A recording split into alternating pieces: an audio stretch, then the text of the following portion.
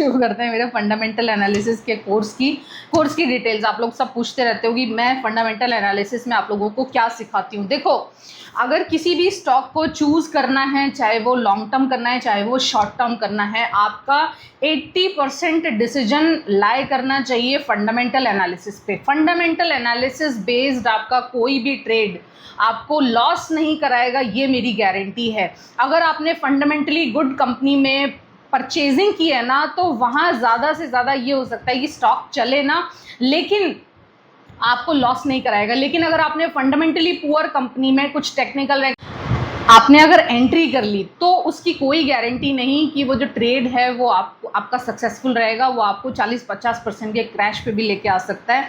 तो सबसे बड़ी बात आपको आज मैं ये सिखाऊंगी कि अगर आपका सपोज 100% डिसीजन मेकिंग करना है किसी स्टॉक में, तो सबसे पहले जो 80% इंपॉर्टेंट है वो फंडामेंटल एनालिसिस। और उस फंडामेंटल एनालिसिस में मैं आपको क्या सिखाऊंगी, वो सारी चीज़ों के बारे में मैं आपको इंपॉर्टेंट डिटेल्स देना चाहती हूँ। आप सब लोग बार बार पूछते रहते हो कि आप फंडामेंटल एनालिसिस में करवाते क्या हो, तो उसी के बारे में बात करते हैं। फर्स्ट मेरी क्लास होगी टॉप 10 मिस्टेक्स जो अवॉइड करनी है। मेरे पिछले 15 सालों में वो कौन कौन सी मिस्टेक्स थी, बड़ी बड़ी मिस्टेक, जो मैंने चाहे जितनी बार भी की, हमेशा हर बार मुझे केवल और केवल नुकसान उठाना पड़ा। तो मैं नहीं चाहती कि जो मेरे व्यूअर्स हैं, जो भी मुझे कोर्स में ज्वाइन कर रहे हैं, वो भी वही मिस्टेक करें और वो लॉस उठाएं। जिन मिस्टेक्स की वजह से मैंने लॉस उठाया था, जिन मिस्टेक्स की वजह से आपको कभी प्रॉफिट नहीं होगा, ये वो टॉप 10 मिस्टेक्स हैं मेरी। ये वो टॉप 10 मिस्टेक्स की क्लास होगी जो मेरी फर्स्ट क्लास है। सेकेंड क्लास मेरी होगी पोर्टफोलियो फंड मैनेजमेंट। किस तरह से बेस्ट पोर्टफोलियो फंड मैनेजमेंट किया जाए, किस तरह से हर पर्टिकुलर स्टॉक में कितना पैसा लगाया जाए। हर स्टॉक बराबर पैसा लगाने के लिए नहीं होता। किसी स्टॉक में 5,000 लगाया जाता है, किसी स्टॉक में 50,000 लगाया जाता है, किसी स्टॉक में 5 लाख तक भी लगाया हुआ पैसा आपका सेफ है।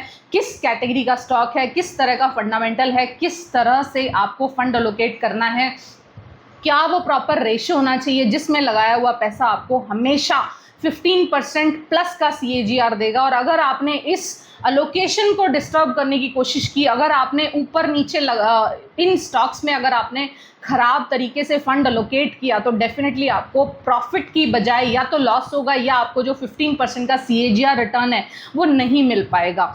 तो वो बेस्ट फंड मैनेजमेंट के रूल वाली क्लास है जो मेरी सेकेंड क्लास होगी। थर्ड क्लास है कि एक्सपेक्टेशन मार्केट से कितनी रखनी है, अपने फियर को कंट्रोल कैसे करना है, अपनी ग्रीड को कंट्रोल कैसे करना है। ओवरऑल अगर बात करूं तो इमोशनल मैनेजमेंट किस तरह से करना है, ये मेरी थर्ड क्लास होगी। एक्सपेक्टेशन, फियर एंड ग्रीड को कंट्रोल कैसे करें, ये मेरी थर्ड क्लास होगी। फोर्थ क्लास मेरी होगी एनुअल रिपोर्ट को लेके। और अभी अरुण गए थे और अब देवांश आ गया क्लास को डिस्टर्ब करने के लिए। भैया चला जा अभी थोड़ा सा। ये लोग मेरे को बिल्कुल भी सीरियसली नहीं लेते हैं। चलो कोई बात नहीं है, हाउसवाइफ होने का ये नुकसान तो मुझे भुगतना पड़ता है कि ना अरुण और ना देवांश मेरे काम को सीरियसली लेते ही नहीं हैं। तो एनीवेज, फोर्थ क्लास होगी मेरी एनुअल रिपोर्ट की क्लास की। एनुअल रिपोर्ट को कैसे 5 मिनट में पढ़ना है। देखो, एनुअल रिपोर्ट एक पूरा 200-300 पेजेस का डॉक्यूमेंट होता है, और उस पूरे 200-300 पेजेस के डॉक्यूमेंट को किस तरह से आप क्या उसमें देखना है, और किस तरह से 2 मिनट में आपको क्या इंपॉर्टेंट चीज़ें देखनी है कि आपको उस कंपनी के बारे में A to Z सारी चीज़ें पता चल जाए। ये मेरी फोर्थ क्लास होगी, how to read annual report in just 5 minutes. Next मैं बात करूँगी प्रॉफिट एंड लॉस स्टेटमेंट को किस तरीके से 2 मिनट में रीड करना है, ताकि और वो क्या रीड करना है जिससे आप उस कंपनी के अगले 10 साल का फ्यूचर प्रिडिक्ट कर पाओ। ये बहुत इंपॉर्टेंट है। फिफ्थ क्लास में मेरा वो इंपॉर्टेंट टॉपिक है कि किस तरह से कंपनी का अगले 10 साल का फ्यूचर आपको प्रिडिक्ट करना है। नेक्स्ट होगी मेरी बैलेंस शीट की क्लास। बैलेंस शीट की क्लास में आपको ये पहचानना सिखाऊंगी कि ये कंपनी जिस प्राइस पे अभी है, क्या उस प्राइस से ये आगे जा पाएगी या नहीं जा पाएगी, और नहीं जा पाएगी तो उसका क्या रीज़न है, उसको किस तरह से पहचानना है। जस्ट 1 मिनट में, 1 मिनट में एनुअल रिपोर्ट पढ़ना, 1 मिनट में प्रॉफिट एंड लॉस स्टेटमेंट पढ़ना, और 1 मिनट में बैलेंस शीट पढ़ना। ये सब मेरी। इसी के साथ बैलेंस शीट को पढ़ के आप किस तरह से उस कंपनी में कोई स्कैम हो रहा है, इस चीज़ को आप जान पाओ। ये मेरी क्लास का टॉपिक है। नेक्स्ट होगी मेरी कैश फ्लो स्टेटमेंट की क्लास, जिसमें मैं कंपनी के वास्तविक फाइनेंशियल कंडीशन, वास्तविक फाइनेंशियल हालात किस तरह से पहचाने जाते हैं, ये आप पता कर पाओ कैश फ्लो स्टेटमेंट की क्लास में। ये मेरी 7th 10th क्लास होगी। नेक्स्ट बात करूंगी बैंकिंग एंड फाइनेंस सेक्टर की कंपनी में बेस्ट स्टॉक कैसे पिक करना है। आपको भी पता है कि 50 रुपए के आसपास के भी कम से कम 10-12 स्टॉक्स हैं, 100 रुपए के आसपास के भी कम से कम 10-12 स्टॉक्स हैं। ICICI, HDFC, axis, IndusInd, SBI और बहुत सारे PNB, आप देख ही रहे हो बहुत सारे बैंक्स। और इसी तरह से NBFC सेक्टर में भी अगर बात करूं छोटी NBFC कंपनीज की तो वो भी कम से कम 15-20 कंपनीज हैं, और इसी के साथ बड़ी बड़ी NBFC कंपनी भी हमारे पास कम से कम 6 से 7 कंपनीज हैं। इतनी सारी कंपनीज में से वो बेस्ट कंपनीज कौन सी हैं जो आपको देंगी बेस्ट, सेफ और सिक्योर्ड रिटर्न, और अगला मतलब उनमें पैसा भी सेफ है प्लस सेफ्टी के साथ वहाँ पे रिटर्न्स भी मैक्सिमम है। देखो हम शेयर मार्केट में आए हैं तो शेयर, अरुण फिर से मेरी क्लास को डिस्टर्ब करने आ गए हैं। आज तो लगता है कि ये मेरी वीडियो कंप्लीट ही नहीं होने देंगे। तो बैंकिंग एंड फाइनेंस सेक्टर की मेरी कंपनी होगी जिसमें आपको बेस्ट बैंकिंग और NBFC स्टॉक पिक करना बताऊंगी। नेक्स्ट होगा मेरा टॉप 10 पैरामीटर्स। हालांकि ये 10 नहीं है, ये 12 पैरामीटर्स हैं जिनके बेसिस पे मैं किसी कंपनी में डिसाइड करती हूँ कि मुझे वो स्टॉक लेना है या नहीं लेना है। तो ये मेरी 9th क्लास का टॉपिक होगा, टॉप 10 पैरामीटर। किस तरह से किसी कंपनी के वो टॉप 10 पैरामीटर पहचान के आपको उस कंपनी में बाइंग का डिसीजन लेना है या नहीं लेना है। P&L statement, balance sheet, cash flow, annual report सब पढ़ लिया, लेकिन वो 12 पैरामीटर जिनको देख के आपको उस कंपनी में फाइनल डिसीजन करना है। और नेक्स्ट मेरी क्लास होगी 10th क्लास की, कंपनी में स्कैम होने वाला है, ये पहले से कैसे प्रिडिक्ट करें, किस तरह से जाने की कंपनी में कोई स्कैम होने वाला है। ये मेरी 10th क्लास का टॉपिक है। इससे 11th क्लास मेरी होगी कंपैरेटिव एनालिसिस की क्लास, जिसमें से इस क्लास में 10 कंपनी में से एक बेस्ट कंपनी आपको कैसे पहचाननी है।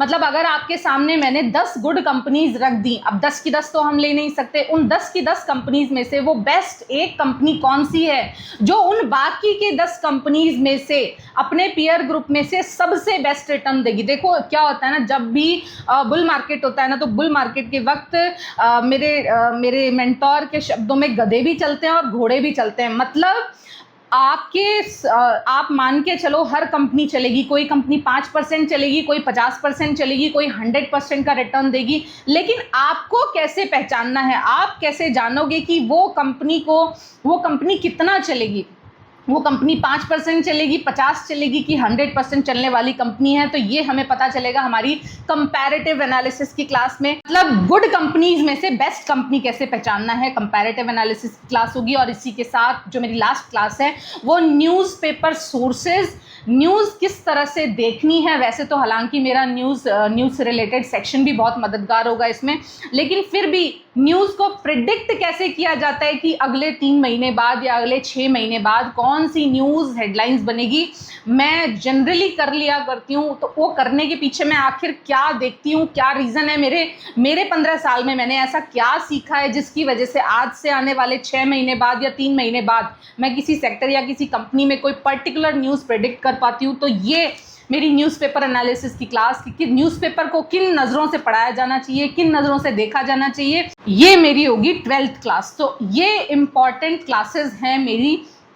आप लोग जो भी इन क्लासेस में इंटरेस्टेड हैं, जिनको भी ये सारी चीज़ें मेरे प्रीवियस एक्सपीरियंस से जाननी है, सीखनी है और शेयर मार्केट में एक सही शुरुआत करनी है, तो डेफिनेटली उन लोगों के लिए ये क्लास और ये टॉपिक्स बहुत ही इंपॉर्टेंट हैं। मेरे 80% बाइंग डिसीजन केवल यहीं तक सीमित होते हैं। अगर इन सारी चीज़ों पे कोई सेक्टर, कोई स्टॉक खरा उतरता है तो बाद में टेक्निकल एनालिसिस को मैं जस्ट केवल एंट्री और एग्जिट टूल के रूप में यूज़ करती हूँ। इससे ज़्यादा मेरा जो वर्किंग का क्राइटेरिया है उससे ज़्यादा इन सब चीज़ों में और किसी चीज़ की इम्पॉर्टेंट नहीं है। मेजॉरिटी मेरे सारे के सारे डिसीजन इन्हीं को लेके रहते हैं। हालांकि मेरी टेक्निकल एनालिसिस का कोर्स बहुत जल्दी ही स्टार्ट करने वाली हूँ। जून के 1st या 2nd वीक से मेरा टेक्निकल एनालिसिस की क्लासेस स्टार्ट हो जाएंगी। बहुत ही शानदार क्लासेस हैं। जितना भी इस दुनिया में टेक्निकल के नाम पे आपको समझाया और सिखाया जा रहा है ना, मेरी सारी क्लासेस उन सारी के सारे टॉपिक्स को कवर करती हैं। जल्दी ही मैं अपने टेक्निकल एनालिसिस क्लास के टॉपिक्स को आपके सामने रिवील करूंगी और बताऊंगी कि आखिर किन वजहों से मेरे ट्रेडिंग डिसीजन 9 आउट ऑफ 10 मेरे ट्रेडिंग डिसीजन पॉजिटिव डायरेक्शन में जाते हैं। किस वजह से मैं 90% ट्रेडिंग एक्यूरेसी तक पहुंच पाई हूँ, किस तरह से मैं अपने ट्रेड्स को बहुत ही ज़्यादा एक्यूरेसी के साथ में मैं प्रिडिक्ट कर पाती हूँ, बहुत जल्दी मैं लॉन्च करने वाली हूँ। ये था मेरे फंडामेंटल एनालिसिस को लेके सारा A to Z। आप लोगों को बहुत ज़्यादा डाउट रहते होंगे कि मैं क्या पढ़ाने वाली हूँ, क्या करवाने वाली हूँ, तो ये सारा मेरा फंडामेंटल एनालिसिस कोर्स के बारे में A to Z सारी इन्फॉर्मेशन थी। आई होप आपको मेरी इन्फॉर्मेशन पसंद आई है। पसंद आई तो प्लीज़ लाइक कर देना। किसी पर्सन को मेरा कोर्स ज्वाइन करना है, उसको मेरी ये वीडियो फॉरवर्ड कर देना। Thank you so much for listening. Have a good day, good night, take care, tata, bye bye.